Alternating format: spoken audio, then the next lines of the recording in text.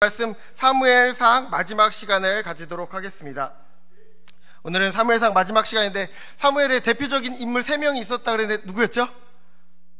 사무엘과 사울과 다윗입니다. 저번에는 사무엘과 그 다음에 사울에 대해서 봤다면 오늘은 다윗에 대해서 한번 보도록 하겠습니다. 지난번에는 2장부터 15장까지 말씀을 보았습니다. 다 기억나시나요? 한번 다 또 한 주가 지났기 때문에 기억이 안 나실 수도 있으니까 제가 퀴즈 2문제를 한번 내보도록 하겠습니다. 그래서 이 퀴즈를 조금 어렵긴 한데 맞추시는 분에게 제가 소정의 상품을 나중에 이렇게 2024년이 지나가기 전에 제가 한번 준비해 보도록 하겠습니다. 네, 한번 화면 보여주시겠나요? 네, 첫 번째 문제입니다. 네, 사무엘상 네, 말씀입니다. 네, 하나님의 언약궤가 이동한 경로가 기록되었다고 합니다. 혹시 그때 한번 적어보셨나요? 기억이 잘 안 나시죠? 언약궤가 어디서 가장 먼저 그 언약궤를 가지고 나갔었죠? 여기 화면을 보면은 어려울까봐 어딘가요? 실로에서 언약궤를 가지고 나가서 이 블레셋과 전투를 통해서 이 언약궤만 있으면, 하나님을 의지한 것이 아니라 어떤 것을 의지했다고요? 하나님의 언약궤만 있다면 우리가 승리할 것을 믿고, 하나님께서 언약궤를 가지고 나가라고 말씀 안 하셨는데 하나님의 언약궤를 의지해서 나아갔는데 그 가운데 전투에서 뺏기게 되는데 어디서 뺏겼습니까? 에베넬에서 뺏기게 되었다는 것입니다. 그래서 블레셋 군대들이 정말로 의기양양하게 그 언약궤를 가지고 어디로 나아가고 있나요? 아스돗으로 나아가게 되었다는 것입니다. 거기다 한번 체크하시면서 보시면 좋습니다. 그 가운데 아스돗 다곤 신전이 있는 그곳에 하나님의 언약궤를 같이 두었는데 어떻게 되었나요? 다곤 신전의 그 머리가 땅에 닿게 되고 머리와 손목이 끊어지게 되었다는 것입니다. 그리고 그 땅 가운데 악한 종기가 퍼져서 그들이 하나님을 두려워하게 되었다는 것입니다. 그래서 그 언약궤가 지금 어디로 가고 있나요? 가드 땅으로 옮겨갔다는 것입니다. 근데 가드 땅에 옮겨갔는데 그곳에서도 독한 종기가 나서 그들도 하나님을 두려워하며 에글론으로 옮겼습니다. 이제는 그들이 그냥 옮기는 것이 아니라 이게 정말로 하나님의 뜻인지 보고자 소에게 수레를 매서 그 언약궤를 맸는데 그 언약궤가 벳세메스로 간다면 정말로 하나님께서 살아계신다는 것을 그들이 믿게 되었다는 것입니다. 근데 정말로 그 수레는, 그 언약궤를 실은 수레가 벳세메스로 가게 되었습니다. 벳세메스에 도착하자 언약궤를 본 사람들이 그 언약궤를 둘러보았을 때 몇 명이 죽었을까요? 5만 70명이 죽게 되었다는 것입니다. 그로 인해서 기럇 예아림에서 20년 동안 하나님의 언약궤를 건드리지도 않고 그 땅 가운데 있게 되었다는 것입니다. 그러고 나서 언제 옮겼냐면 다윗의 성을 다 건축하고 정말로 하나님의 언약궤를 옮겨오자 해서 20년 만에 언약궤를 옮겨왔는데 하나님의 말씀에 따라 언약궤를 옮기지 않았을 때 그 가운데 나곤의 타작마당에서 거기서 우사가 그 언약궤를 만지게 되었을 때 죽게 되었다는 것입니다. 그 모습을 보면서 이스라엘 백성들이 또 두려워하기 시작했습니다. 그래서 그 언약궤가 오벳 에돔의 집에 잠시 두었는데 3개월 동안 그 언약궤 가운데, 그 언약궤가 그들의 그 집과 함께하자 그 가운데 하나님의 은혜와 축복이 넘쳐나는 것을 바라보고 다윗이 이제 하나님의 말씀에 따라 제사장의 어깨에 메어서 법궤를 옮겨왔다는 것입니다. 네, 이렇게 언약궤의 경로에 대해서 같이 바라봤습니다. 첫 번째 문제는 좀 어려웠습니다. 제가 두 번째는 좀 쉽습니다. 바로 맞춰보도록 하겠습니다. 두 번째 문제입니다. 사울의 불순종은 사무엘상 몇 장에 기록되어 있습니까?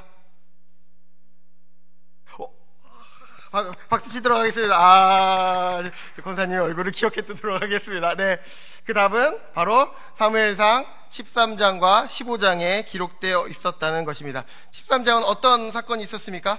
이스라엘 백성들이 블레셋과의 전투를 앞두고 있었는데 그 가운데 사무엘이 와서 번제를 드려야 되는데 사무엘이 나오지 않자 누가 대신 제사를 지냈나요? 사울이 대신 제사를 지내는 범죄, 불순종의 역사가 나타났다는 것입니다. 15장 말씀 가운데서는 어떤 사건이 있었나요? 아말렉과의 전투 가운데서 하나님께서 아말렉의 모든 것을 진멸하라고 말했지만 사울이 보기에 좋은 것들을 가지고 왔으며 하나님께 회개하지 않고 핑계대는 모습을 보며 하나님의 영이 사울을 떠나게 되었다는 것입니다.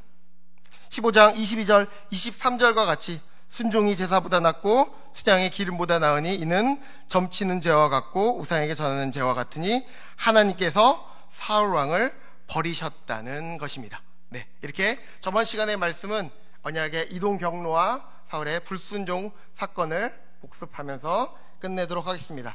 그렇다면 오늘 말씀은 어떤 말씀인가요? 16장부터 사무엘상 31장까지의 말씀을 보면서 다윗의 믿음을 바라보기를 간절히 소망합니다. 하나님께서는 왜 다윗을 이스라엘의 두 번째 왕으로 세워주셨나요? 다윗, 하나님 마음에 맞는 왕, 합한 자였다는 것입니다. 사무엘상 13장 14절 말씀을 보면 사무엘은 여호와께서 그의 마음에 맞는 사람을 구하여 여호와께서 그를 그의 백성의 지도자로 삼아 주셨다는 것입니다. 이 말씀은 다윗이 하나님 마음에 합한 자, 하나님 마음에 맞는 자였다는 것을 말해주고 있다는 것입니다. 하나님의 마음에 합한 자, 다윗이 하나님의 선택으로 사무엘에게 기름 부음을 받고 하나님을 전적으로 신뢰하는 마음으로 골리앗을 물리치고 승리를 거둔 사건이 16장과 17장 말씀 가운데 나타나 있습니다. 16장 말씀을 보면 사무엘은 새 왕을 찾으라는 하나님의 명령을 받고 어느 집에 갔을까요? 이새의 집에 찾아갔다는 것입니다. 사무엘이 이새의 집에 도착했을 때 그 집에는 7명의 아들이 서 있었습니다. 그 가운데 첫 번째 아들을 보았는데 그 아들의 이름은 엘리압이었습니다. 엘리압의 모습을 보니 여호와의 기름을 부은 받은 자와 같았다고 성경은 말하고 있습니다. 왜 그렇습니까? 그의 용모와 키가 뛰어났기 때문입니다. 누가 보아도 사울과 같이 정말로 하나님 앞에서 용모와 키가 뛰어나서 하나님의 기름 부음을 받기에 정말로 합당한 자로 여겨졌다는 것입니다.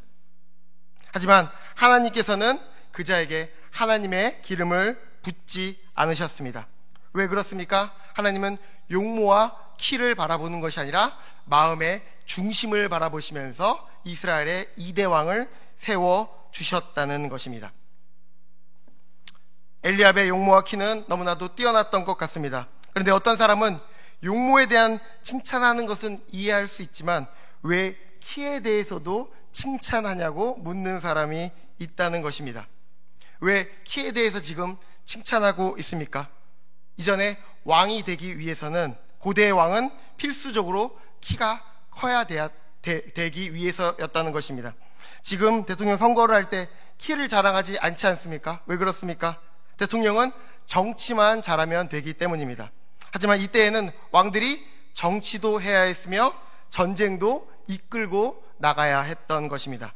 전쟁 가운데서 가장 앞에 선 자가 바로 그 나라를 이끌어가는 왕이었으며 그 왕은 칼을 들고 전쟁에 나아가게 되었습니다. 그런데 칼은 키에 비례한다고 합니다. 키가 클수록 큰 칼을 들고 나갈 수 있기 때문에 한 나라의 왕이 되기 위해서는 작은 사람이 아니라 큰 사람이 그 나라의 왕이 될 수 있었다는 것입니다. 이처럼 키는 왕에게 중요한 조건이었습니다. 하지만 하나님께서는 사무엘에게 뭐라고 말씀하십니까? 오늘 말씀 16장 7절 말씀을 다시 한번 읽어보겠습니다. 사무엘상 16장 7절입니다. 시작. 여호와께서 사무엘에게 이르시되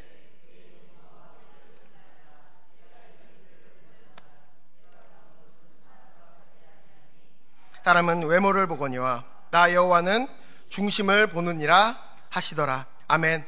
하나님께서는 키와 용모를 보지 말라고 말씀하셨습니다. 사람은 외적인 것을 자랑하고 외적인 것으로 사람을 판단하지만 하나님은 우리의 마음의 중심을 보신다는 것입니다. 이새가 자신의 아들 7명을 사무엘 앞으로 지나가게 했지만 하나님 마음에 합한 자는 한 명도 없었습니다. 사무엘이 다른 아들이 없냐고 물었을 때 이새는 막내 아들이 있기는 한데 그가 지금 양을 치고 있었다고 말했습니다. 이 모습만 봐도 다윗이 얼마나 그 형제들 가운데서 찬밥 신세였는지 우리는 조금이나마 알 수 있습니다. 지금이야 막내라고 하면 사랑스러워하고 가족들에게 내리사랑을 받는 존재이지만 이 당시 막내는 잔칫집에도 참석하지 못할 만큼 낮은 존재였다는 것입니다. 하나님께서는 이런 다윗을 택하시고 그의 머리에 기름을 부어주셨다는 것입니다. 어떻게 기름을 부어주셨습니까? 16장 12절부터 13절 말씀을 또 읽어보겠습니다. 16장입니다. 시작. 이에 사람을 보내어 그를 데려오매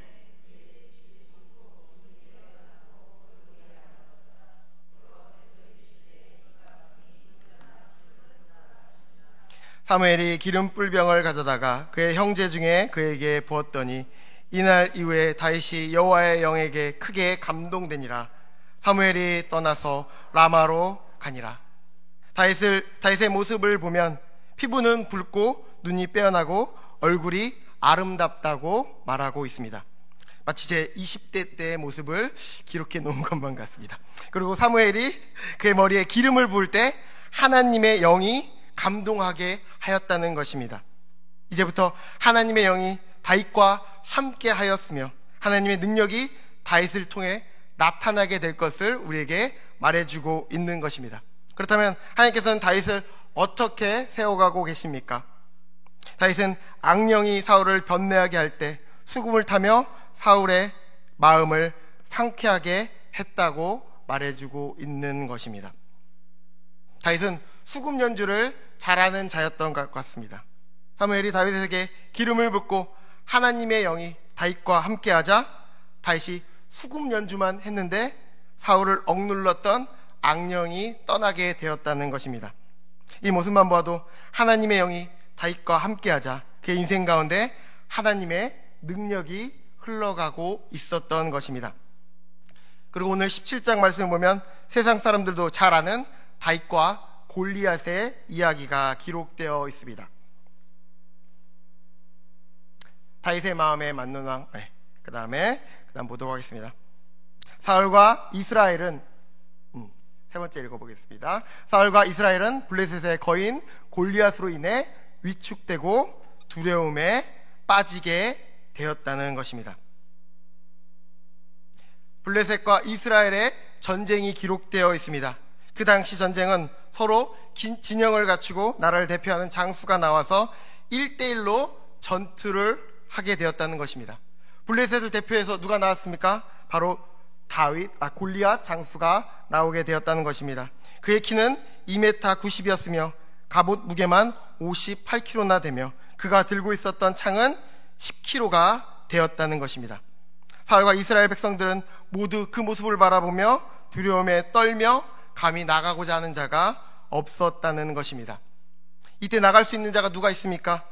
1대1로 싸우기 위해서는 이스라엘 가운데 가장 키 큰 자, 용감한 자가 나가야 됐습니다.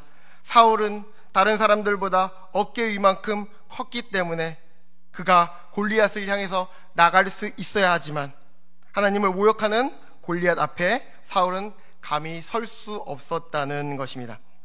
그는 이스라엘 백성들에게 골리앗과 싸우는 자에게 상금을 주고 세금을 면제해주고 자신의 딸을 주겠다고 선포하고 있습니다. 그렇다면 이 전투에 누가 나갔습니까? 하나님의 마음에 합한 자 다윗이 나갔다는 것입니다. 다윗은 골리앗이 하나님을 모욕하는 것에 대해 분노하며 전쟁에 나갈 허락을 구하고 있었습니다. 다윗은 전쟁에 나가기 위해서 이곳에 온 것이 아니었습니다. 아버지가 형들이 잘 있는지 확인하고 음식을 전해주기 위해서 나와왔지만 지금 하나님을 모욕하는 다윗의 골리앗의 모습을 바라보며 머리에 뚜껑이 열리게 된 것입니다. 그리고 다윗은 17장 26절 그를 향해 이렇게 말했습니다. 다윗이 곁에 서 있는 사람들에게 말하여 이르되 이 블레셋 사람을 죽여 이스라엘의 치욕을 제거하는 사람에게는 어떠한 대우를 하겠느냐? 이 할례 받지 않은 블레셋 사람이 누구이기에 살아계신 하나님의 군대를 모욕하겠느냐? 다윗은 하나님을 모욕하는 자를 참을 수 없었던 것입니다. 그의 마음의 중심이 누구를 향하고 있었는지 우리는 알 수 있습니다. 그의 형들도 이스라엘의 왕이었던 사울도 그 골리앗 앞에 나갈 수 없었지만, 하나님을 모욕하는 골리앗 앞에 두려운 마음 가운데서 나아갈 수 없었지만, 지금 다윗은 거룩한 분노를 내며 골리앗 앞에 나아가서 이렇게 선포하고 있었다는 것입니다. 17장 45절에서 47절 말씀을 함께 읽어보겠습니다. 시작. 다윗이 블레셋 사람에게 이르되 너는 칼과 창과 단창으로 내게 나와오거니와 이스라엘 군대의 하나님의 이름을 내게 나누라. 오늘 여호와께서 너를 내 손에 넘기시리니 내가 너를 쳐서 내 목을 베고 블레셋 군대의 시체를 오늘 공중의 새와 땅의 들짐승들에게 주어 온 땅으로 이스라엘 하나님이 계신 줄 알게 하겠고, 또 여호와의 구원하심과 칼과 창에 있지 아니함을 우리 무리에게 알게 하리라. 전쟁은 여호와께 속한 것인즉 그가 너희를 우리 손에 넘기시리라. 아멘. 다윗은 하나님을 신뢰하며 물맷돌로 골리앗을 쓰러뜨리고 블레셋을 무찌르게 되었다는 것입니다. 같이 써보겠습니다. 다윗은 하나님을 신뢰하며 물맷돌로 골리앗을 쓰러뜨리고 블레셋을 무찌르게 되었습니다. 우리가 여기서 알 수 있는 교훈은 무엇입니까? 하나님에 대한 신뢰도의 크기가 인생의 골리앗에 대한 승패를 좌우한다는 것입니다. 아무리 큰 우리 삶 가운데 아무리 큰 어려움과 큰 두려움이 찾아와도 하나님만 의지하면 우리는 승리할 수 있다는 것을 다윗의 이 모습을 통해 우리는 알 수 있다는 것입니다. 우리 인생의 승패는 여호와의 손에 달려 있습니다. 하나님을 의지하며 믿음의 선한 싸움을 싸우며 승리하는 모든 성도님들 되시기를 간절히 소망합니다. 다윗이 골리앗을 쓰러뜨렸다는 소문이 이스라엘에 퍼지기 시작했습니다. 그로 인해서 여인들이 노래를 부르는데 어떤 노래입니까? 사울이 죽인 자는 천천히요 다윗은 만만이로다. 이 노래가 이스라엘 전국에 퍼져 불리게 되었다는 것입니다. 사울은 자신의 여성 팬들이 다윗에게 빼앗기자 불쾌하고 심히 노하며 다윗을 경쟁자로 여기며 점점 그를 두려워하게 되었다는 것입니다.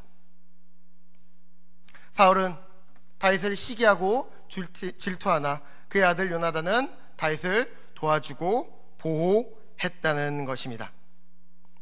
사무엘상 20장 말씀 보면 다윗과 요나단의 우정의 언약 맹세가 기록되어 있습니다. 함께 20장 17절 말씀을 한 번 더 읽어보겠습니다. 17절입니다. 시작. 다윗에 대한 요나단의 사랑이 그를 다시 맹세하게 하였으니 이는 자기 생명을 사랑함 같이 그를 사랑함이더라. 다윗과 요나단은 피차 사랑하는 마음으로 서로를 위한 우정 언약을 맺게 되었다는 것입니다. 요나단은 사울에게 다윗을 보호해야 된다고 말해주고 있으며, 요나단은 사울의 아들이지만 자신이 왕이 될 것을 기대하지 않고 다윗에 대해서 전혀 시기하거나 경쟁하지 않았다는 것입니다. 여기도 한번 적어보겠습니다. 다윗과 요나단은 피차 사랑하는 마음으로 서로를 위한 우정의 언약을 맺고, 요나단은 사울에게서 다윗을 보호했다는 것입니다. 요나단은 다윗이 하나님의 마음에 합한 자라는 것을 잘 알고 자신을 희생하며 다윗을 이스라엘의 2대 왕으로 세워주고자 힘썼다는 것입니다. 다윗은 사울을 피해 도망가서 광야의 동굴에 숨고 사울은 그를 추적하기 시작합니다. 사무엘상 21장부터 27장까지의 말씀을 보면 다윗의 도피가 기록되어 있습니다. 다윗은 사울을 피해 도망가서 광야의 동굴에 숨고 사울은 그를 추적하기 시작한다는 것입니다. 31장 가운데 21장부터 27장까지 무려 7장을 다윗의 도피가 기록되고 있었다는 것입니다. 다윗은 사울을 피해서 14년 동안 도망 다니게 되었습니다. 그의 도피 경로가 어떻게 됐습니까? 어디서 시작합니까? 노베에서 시작해서 그의 도피 경로가 12군데를 이동하며 지금 사울을 피해 도망가고 있었다는 것입니다. 다윗은 도망가서 노베 제사장 아히멜렉에게 떡을 구하고 사울은 아히멜렉이 다윗을 도와준다는 이유만으로 아히멜렉과 모든 제사장들을 죽였다는 것입니다. 21장 7절 말씀 보면 아히멜렉이 다윗을 도와주는 모습을 보고 에돔 사람 도액이 보고 그 사실을 사울에게 보고하였을 때 그로 인해 제사장 85명이 죽게 되었다는 것을 기록하고 있습니다. 지금 사울은 다윗을 잡아 죽이겠다는 일념하에 누구까지 죽이고 있습니까? 제사장까지 죽이고 있었다는 것입니다. 미쳐도 보통 미친 것이 아니었습니다. 다윗이 무엇을 잘못했습니까? 다윗은 사울에게 아무것도 잘못하지 않았다는 것입니다. 다윗은 자신의 딸과 사울의 딸과 결혼한 사이였으며 자신의 아들 요나단이 너무나도 사랑하는 존재였습니다. 하지만 사울의 마음 가운데 악한 영이 그를 사로잡자 그는 다윗을 향한 시기와 질투로 인해서 사울은 점점 미쳐가고 있었다는 것입니다. 그 이후 다윗은 어디로 이동합니까? 노베에서 가드로 이동하게 되었습니다. 그런데 안타깝게도 이 가드 땅은 블레셋 땅이었다는 것입니다. 블레셋 땅에서 그 블레셋 백성들이 자신을 알아보자 다윗은 그들 앞에서 미친 척 했다는 것입니다. 21장 13절에서 15절 말씀 한 번 더 읽어보겠습니다. 21장 13절에서 15절입니다. 시작. 그들 앞에서 그의 행동을 변하여 미친 채 하고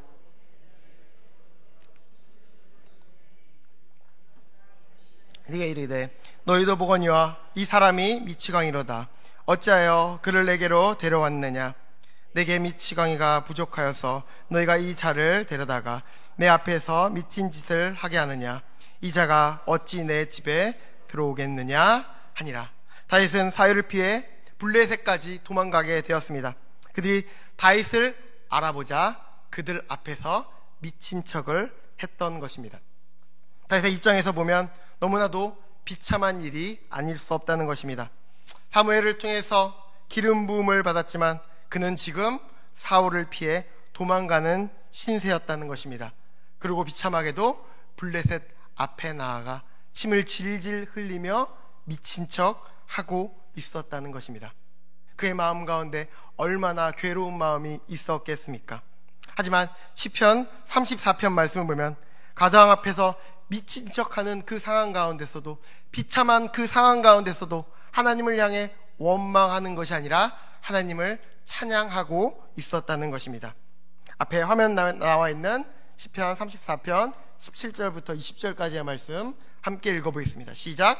의인이 부르짖음에 여호와께서 들으시고 그들의 모든 환난에서 건지셨도다. 여호와는 마음이 상한 자를 가까이 하시고 충심으로 통회하는 자를 구원하시는도다. 의인은 고민이 많으나 여호와께서 그의 모든 고난에서 건지시는도다. 그의 모든 뼈를 보호하시며 그 중에서 하나도 꺾이지 아니하도다. 아멘. 왜 하나님께서 다윗을 택하셨는지 우리는 이 고백을 통해 알 수 있다는 것입니다. 다윗은 어떠한 상황 가운데서도 하나님을 신뢰하며 하나님께 감사하는 삶을 살아갔다는 것입니다. 그렇기 때문에 지금 대적들 앞에서 미친 척을 하며 사울을 통해서 14년 동안 쫓기는 이 상황 가운데서도 하나님을 향해 원망하는 것이 아니라 하나님을 찬양하는 이 모습, 이 마음의 중심을 보시고 하나님께서는 다윗을 이스라엘의 2대 왕으로 세워주셨다는 것입니다. 우리도 다윗과 같이 어떠한 상황 가운데서도 하나님을 찬양하며 하나님의 영광을 올려드리기를 원합니다. 내 삶에 좋은 것만 일어났다고 하나님께서 내 기도를 들어주셨다고 하나님께 감사하는 것이 아니라 어떠한 상황 가운데서도 우리에게 영생을 주신 하나님, 나를 하나님의 자녀로 삼아주신 하나님을 바라보며 매일매일 하나님께 감사의 제사를 올려드리는 우리 모든 성도님들 되시기를 소망합니다. 다윗은 그 이후 아둘람 굴로 도망하여서 그들 많은 사람들과 사울과 함께 도피 생활을 이어갔다는 것입니다. 가운데 보면 아둘람 굴이 있습니다. 사울을 따른 자들이 있었는데 22장 2절 말씀을 보면 환난당한 자, 빚진 자, 마음이 원통한 자 400명이 다윗과 함께 했다는 것입니다. 다윗이 어떤 삶을 살아갔는지 우리는 조금이나마 알 수 있습니다. 다윗은 세상에 잘 나가는 자, 싸움을 잘하는 자, 돈이 많은 자와 가까이 지내는 것이 아니라 마음이 애통한 자, 힘든 자들의 친구가 되어 주었다는 것입니다. 그렇기 때문에 지금 다윗이 아둘람 굴에서 피하고 있다는 그 소식을 듣고 많은 다윗의 친구들이 400명이 넘는 그 자들이 다윗과 함께하기 위해서 다윗에게 힘을 실어주기 위해서 함께 모여서 생활을 했다는 것을 볼 수 있습니다. 우리 곁에는 누가 있습니까? 예수님께서는 가난한 자와 소외받는 자의 친구가 되어주라고 우리에게 말씀하셨습니다. 우리도 그런 자들의 친구가 될 수 있어야 합니다. 다윗은 이제 모압 미스베로 넘어가게 되었습니다. 저기에 보면 요단강을 건너서 갈릴리 호수를 건너서 지금 모압이라는 지역까지 나아가게 되었다는 것입니다. 그곳까지 누구와 함께 나아갔습니까? 바로 다윗의 부모님과 함께 나아갔다는 것입니다. 왜 다윗이 모압까지 나아가게 되었습니까? 그의 조상 가운데 모압 여인이 있었기 때문입니다. 누가 있었습니까? 바로 그의 증조할머니 룻이 모압 사람이었다는 것입니다. 그는 모압 미스베로 넘어가 부모님과 함께 거하며 그곳에서 안식할 수 있었다는 것입니다. 그 이후 다윗은 갓 선지자의 말에 따라 헤롯 숲으로 도망가 지내다가 그 일라에서 블레셋과 싸워 승리하게 되는 사건이 기록되어 있습니다. 그 일라에서 블레셋과 싸워 승리했다는 소식을 듣고 사울이 또 다윗을 추격하기 시작하자 다윗은 십광야와 마온 광야로 도망치며 사울의 추격을 피하고 있었다고 다윗의 경로 가운데 기록되어 있습니다. 이 말씀을 보면 다윗은 참 도망을 잘 다녔던 것 같습니다. 다윗이 사울을 피해 이렇게 잘 도망갈 수 있었던 이유는 무엇이었습니까? 다윗은 혼자 도망치지 않았습니다. 아까 아둘람굴에 400명의 공동체와 있었던 것처럼 많은 사람들이 이동을 해야 됐기 때문에 조금만 잘못 판단을 하거나 조금만 늦게 출발한다면 사울에게 잡히는 신세가 되었을 것입니다. 하지만 그 가운데 다윗이 사울의 그 옥죄하는 그 가운데 그 추적하는 그 손길 가운데 잘 도망칠 수 있었던 이유는 다윗은 항상 하나님께 묻고 하나님을 신뢰하며 담대하게 나아갔기 때문입니다. 다윗이 그 일라에 있을 때 사울이 다시 자신을 추격한다는 그 소식을 듣고 다윗은 무엇을 하고 있습니까? 하나님께 간절히 기도했다는 것입니다. 하나님이 사울이 지금 그 엘라로 오고 있는데 하나님 내가 어떻게 해야 됩니까? 이렇게 물어봤을 때 하나님께서는 그 엘라 백성들을 의지하지 말고 도망치라고 했을 때 다윗은 뒤도 돌아보지 않고 하나님의 말씀을 쫓아 도망가게 되었을 때 사울의 추격으로부터 안전할 수 있었다는 것입니다. 우리는 삶의 문제가 찾아올 때 하나님께 기도를 하고 있습니까? 하나님께 묻지 않고 하나님을 의지하지 않을 때 우리는 길을 잃게 된다는 것입니다. 매일 하나님께 기도하며 하나님과 동행하는 복된 삶 살아가기를 소망합니다. 사무엘상 24장과 25장, 26장은 복수에 대해서 우리에게 말해주고 있습니다.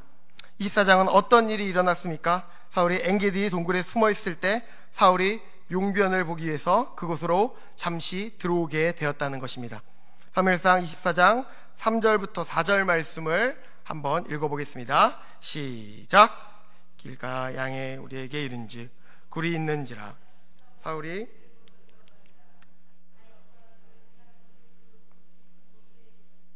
다윗의 사람이 이르되 보소서 여호와께서 당신에게 이르시기를 내가 원수를 내 손에 넘기리니 내 생각에 좋은 대로 그에게 행하라 하시더니 이것이 그날이니이다 하니 다윗이 일어나서 사울의 겉옷자락을 가만히 베니라. 24장, 25장, 26절 가운데 사울을 죽일 수 있는 두 번의 순간들이 있었다는 것입니다. 다음 다윗 옆에 있는 자들은 하나님께서 우리에게 주신 기회이기 때문에 그를 죽이자고 말했지만 다윗은 사울의 옷자락만 가만히 베고 말았다는 것입니다. 왜 그렇습니까? 여호와의 기름 부으신 자를 그가 감히 하나님의 말씀 가운데서 금하셨기 때문에 자신이 죽일 수 없다고 말하고 있었던 것입니다. 인간적으로 생각했을 때 다윗의 인생 가운데 사울만 없었다면 이런 고생을 하지 않을 수 있었다는 것입니다. 그리고 이런 상황은 하나님께서 사울을 죽이라고 주신 기회라고 여길 수도 있었다는 것입니다. 하지만 다윗은 감정적으로 생각하거나 행동하지 않았다는 것입니다. 하나님의 말씀에 따라 움직이며 하나님 중심으로 생각하며 행동했다는 것입니다. 그리고 25장은 어떤 사건이 있습니까? 다윗은 어리석고 완고한 나발에게 복수하려고 하나 아비가일의 현명한 중재로 복수를 접고 나발이 죽은 후에 아비가일을 아내로 맞이하게 되었다는 것입니다. 25장 말씀 보면 나발이라는 자가 등장합니다. 다윗이 그를 지키고 보호해 주었기 때문에 지금 다윗의 병사들이 아무것도 먹지 못하는 그 상황 가운데 나발에게 다가가서 그에게 쉼을 주고 안식을 주고 음식물을 제공해 달라고 했을 때 나발은 다윗을 향해 모욕하며 돌려보냈다는 것입니다. 그리고 25장 앞부분을 보면 사울에게 정말 다윗에게 슬픈 일이 있었는데 누가 죽었습니까? 사무엘이 죽었다는 것입니다. 그 마음 가운데 정말로 슬픈 일을 가지고 있는 그때 나발이 자신을 향하여 모욕하는 그 모습을 보며 나발을 해하려고 많은 군대들과 함께 그를 찾아갔다는 것입니다. 하지만 이 소식을 듣고 아비가일이라는 한 현명한 여인이 나와서 그들을 먹이고 포도주로 먹이고 다양한 양요리를 준비하며 다윗 앞으로 나아가 그에게 이렇게 말했습니다. 다윗 왕이시여, 이스라엘을 지도할 자가 이런 하찮은 자의 인간을 복수하지 말고 현명한 선택을 하라고 그에게 하나님의 지혜로 말해 주었다는 것입니다. 이 말씀을 통해 우리가 알 수 있는 것처럼 왕뿐만 아니라 평민의 복수도 하나님께서 금하셨다는 것을 우리는 알 수 있습니다. 어떤 목사님께서 성도가 찾아와 자신에게 억울함을 토로한 시간이 있었다고 합니다. 그 이야기를 3시간 동안 듣고 목사님이 그 성도에게 이렇게 충고해 주었다는 것입니다. 이 억울함을 나에게 다 털어놓았으니 이제 다른 사람에게 이 말을 옮기지 말고 오직 하나님께 나아가 이 억울함을 아뢰고 하나님을 의지하라고 말했다는 것입니다. 우리는 사람을 의지하면 안 됩니다. 우리의 마음 가운데 억울한 마음이 있을 때 다른 사람을 찾아가거나 다른 사람을 의지하는 것이 아니라 오직 하나님께 나아가 우리의 억울함을 토로하고 우리를 통해서 하나님의 능력을 통해 그 모든 것들이 회복될 것을 기대해야 된다는 것입니다. 로마서 12장 19절 말씀을 보면 이렇게 기록하고 있습니다. 내 사랑하는 자들아, 너희가 친히 원수를 갚지 말고 하나님의 진노하심에 맡기라. 기록되었을 때 원수 갚는 것이 내게 있으니 내게 갚으리라고 주께서 말씀하시니라. 아멘. 복수는 하나님의 것이라는 것입니다. 아무리 억울한 일이 있더라도 하나님께 기도하며 기도를 통해 하나님을 의지해야 된다는 것입니다. 기도 가운데 하나님께서 우리의 마음을 만져주시고 모든 것을 해결해 주신다는 것입니다. 그리고 오늘 27장 말씀을 보면 어떤 사건이 있었습니까? 다윗은 자신의께로 사울을 피해 블레셋으로 피하고 가드왕 아기스에게서 시글락 땅을 얻어서 거주하나 이스라엘과 싸워야만 하는 딜레마에 빠지게 되었다는 것입니다. 다윗은 사울을 2번이나 살려주었고 사울은 다시는 다윗을 쫓지 않겠다고 약속하였지만 다윗은 그를 신뢰할 수 없었다는 것입니다. 그는 사울의 세계에서 완전히 벗어나기 위해서 블레셋 가드왕 아기스와 동거하고 아기스에게 시글락 땅을 얻고 그곳에서 거주하였다는 것입니다. 블레셋 땅으로 망명했다는 것입니다. 하지만 블레셋이 이스라엘과 싸우려고 할 때 아기스가 다윗에게 함께 싸우자고 하여서 다윗은 큰 딜레마에 빠지게 되었습니다. 하지만 다행히도 블레셋 사람이 다윗을 신뢰하지 못하고 다윗을 좋아하지 않았다는 것입니다. 왜냐하면 다윗은 수많은 블레셋 백성들을 죽이는 장수와도 같은 자였으며 그가 언제 블레셋을 배신할지 몰랐다는 것입니다. 이 일은 얼마나 놀라운 일인지 모릅니다. 만약 다윗이 이스라엘과 블레셋의 전쟁 가운데서 만약 블레셋의 진영에 서 있었다면 그는 이스라엘의 왕이 될 수 없었다는 것입니다. 하지만 하나님의 섭리 가운데 다시 그 전쟁에 빠져나와서 아무런 관련 없는 그 자리에 서 있었을 때 그 이후에 다윗은 이스라엘 다스리는 왕이 될 수 있었다는 것입니다. 그리고 사무엘상 28장 31장까지는 사울의 죽음이 기록되어 있습니다.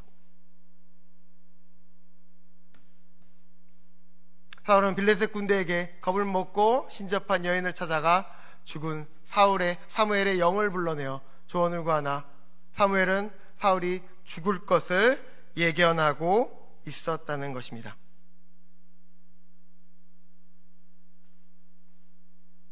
그리고 마지막은 어떻게 되었습니까? 그의 마지막은 사울과 그의 모든 아들들이 블레셋과의 전투에서 31장 죽게 되었다는 것을 우리에게 말해주고 있습니다. 하나님을 거부한 하나님의 부재의 삶은 결국 비극으로 끝날 수밖에 없다는 것을 우리에게 말해주고 있는 것입니다. 사울은 어떤 인생을 살아갔습니까? 표를 함께 보면 사울은 9장부터 11장까지는 하나님 앞에서 겸손하였으며 하나님과 함께 했기 때문에 그는 승리의 삶을 살아갈 수 있었습니다. 하지만 13장과 15장 말씀과 같이 그는 하나님 말씀 앞에 불순종하였을 때, 그 마음 가운데 교만하였을 때 그는 막힌 길을 걸어가며 마지막에는 내리막길을 걸어가게 되었다는 것입니다. 하나님의 영이 사울과 함께하지 않고 다윗과 함께하며 그의 인생 가운데 시기와 질투와 분노가 넘쳐났다는 것입니다. 더 이상 승리의 삶을 살아가는 것이 아니라 사울은 몰락의 왕이 되어서 패배하는 삶을 살아갈 수밖에 없었다는 것을 우리에게 말해주고 있다는 것입니다. 사울의 인생을 보면 안타깝기도 하고 나의 모습을 보는 것만 같아서 두려운 마음이 생긴다는 것입니다. 하나님께서 우리를 택하시고 우리를 자녀 삼아 주시고 우리에게 은혜를 더하여 주셨지만 그 은혜에 감사하지 못하고 겸손하지 못할 때 우리는 사울과 같은 인생을 살아갈 수도 있다는 것입니다. 사울은 하나님의 말씀에 불순종하였을 때 내리막길을 걷게 되었습니다. 성경은 우리에게 이렇게 말해주고 있습니다. 그와 같이 똑같이 자신의 임의대로 교만한 마음 가운데서 하나님의 말씀에 불순종하는 것이 아니라 다윗과 같이 하나님의 말씀에 합한 자의 모습으로 살아가며 하나님께 순종할 때 우리 삶 가운데 은혜와 능력이 넘쳐나게 된다는 것을 말해주고 있습니다. 그렇다면 사무엘상 주제는 무엇입니까? 주제는 바로 사무엘상의 주제는 사사시대에서 왕정시대로 전환되는 이야기를 우리에게 보여주고 있습니다. 마지막 사사였던 사무엘을 시작으로 하나님께 왕을 요구하자 하나님께서는 사울을 택하여 왕으로 세워주시고, 하지만 그가 하나님의 말씀에 불순종하였을 때 그 리더십이 다윗에게로 넘어가고 있었다는 것을 보여주고 있습니다. 그렇다면 목적은 무엇입니까? 그 목적은 사무엘상은 이스라엘의 왕을 세우시는 하나님의 주권적인 통치를 보여주기 위해서 기록되고 있었다는 것입니다. 하나님께서는 원래 이스라엘 백성들에게 왕을 세워주고자 하나님의 계획을 가지고 계셨습니다. 하지만 그들이 하나님의 그 때를 기다리지 않고 자신이 임의대로 왕을 택하려고 하자, 열방들과 같이 왕을 세우려고 하자 그들이 하나님을 버렸다고 말씀하시면서 하나님께서는 왕의 제도를 통해서 주권적인 하나님의 왕적인 통치를 보여주셨다는 것입니다. 그렇다면 사무엘상 핵심 구절은 무엇입니까? 같이 한번 앞에 보면서 읽어보도록 하겠습니다. 사무엘상 8장 4절에서 7절입니다.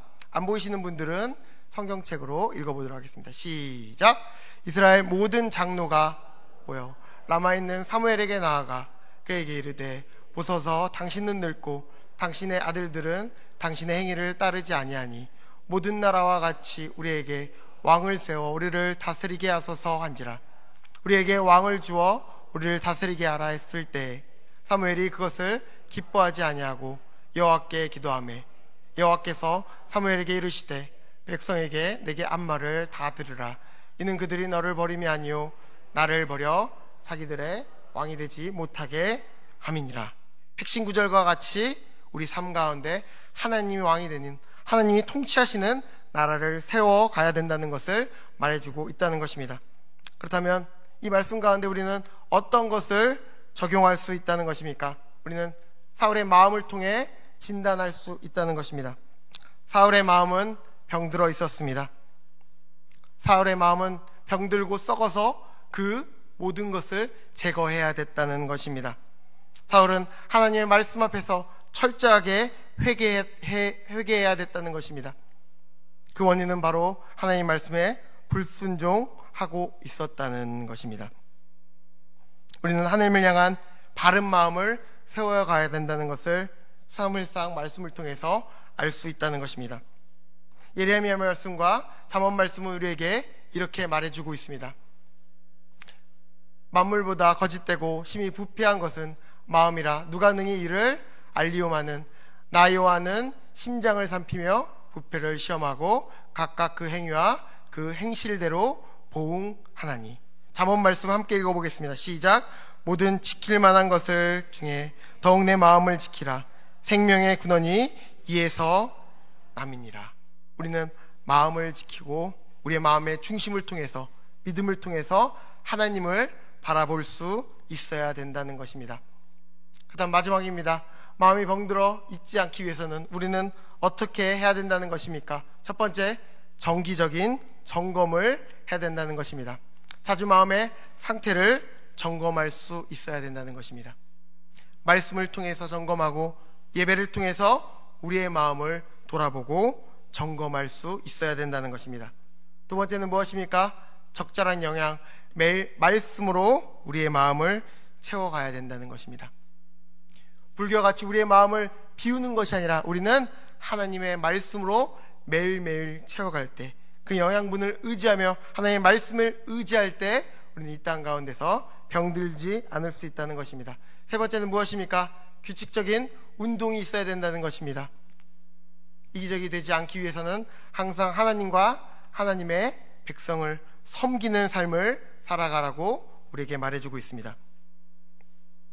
마지막 네 번째, 우리는 어떻게 해야 됩니까? 마음의 병에 들었을 때 치료책은 마음에 썩은 곰팡이를 제거하는 것이다. 즉각적으로 철저하게 회개해야 된다는 것을 우리에게 말해주고 있습니다. 우리는 사무엘상 말씀을 통해서 하나님의 말씀에 순종하는 자를 하나님께서 들어 쓰시고 그 마음의 중심을 보신다는 것을 바라볼 수 있었습니다. 겉모습은 속일 수 있지만 우리의 마음의 중심을 보시는 하나님은 결코 속일 수 없다는 것을 사무엘상은 우리에게 말해주고 있습니다. 사무엘과 같이, 다윗과 같이 온 마음을 다해 하나님을 찬양하며 믿음으로 반응했을 때 하나님께서 우리의 모습을 보시며 기뻐하실 것입니다. 오늘도 사무엘상 말씀을 마음에 새기며 하나님, 나의 온 마음과 내 마음의 중심을 통해서 하나님을 바라보며 믿음으로 반응하게 하여 주시옵소서. 함께 기도하며 나아가는 시간 되기를 원합니다. 첫 번째 기도입니다. 순종의 제사를 받으시는 하나님, 언제나 하나님 말씀에 귀를 기울이게 하여 주시옵고 순종하는 삶 살아가게 하여 주시옵소서. 두 번째는 우리의 마음이 주님을 닮아가게 하시고 믿음으로 반응하는 다윗과 같은 삶을 살아가게 하여 주시옵소서. 함께 기도하며 나아가도록 하겠습니다. 기도하겠습니다.